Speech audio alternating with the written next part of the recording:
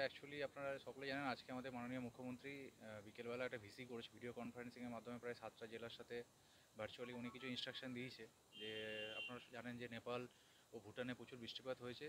সেই বৃষ্টির জল হচ্ছে কাশি গণ্ডক বিভিন্ন নদীর মাধ্যমে সেগুলো ছেড়েছে এবং মেন রিভার যেটা আমাদের গঙ্গার মাধ্যমে সেটা ফারাক্কাতে আসবে। সেখান থেকে হয়তো অনেকটা পরিমাণ জল ছাড়া হবে।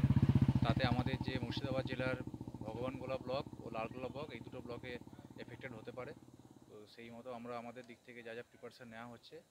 তো আমি চাইবো আপনাদের চ্যানেলের মাধ্যমে যাতে মানুষকে সচেতন করা এবং যারা রিভার বেডে যেসব মানুষ থাকে মানে নদীর পার্শ্ববর্তী জায়গায় যারা আছে তারা যেন একটু অ্যালার্ট থাকে।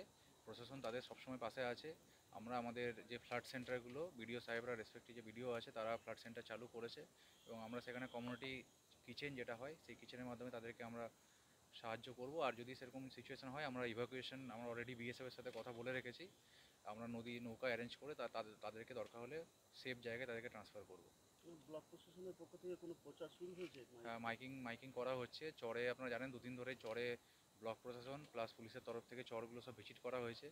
লালগুলোতেও কিছু কিছু জায়গাতে তারানগর যেটা আছে বিলবোরা কোবরা জিপির সেখানেও অলরেডি একটা কমিউনিটি কিচেন চলছে এবং সেখানে প্রায় 80টা ফ্যামিলিকে ওখানে রাখা হয়েছিল।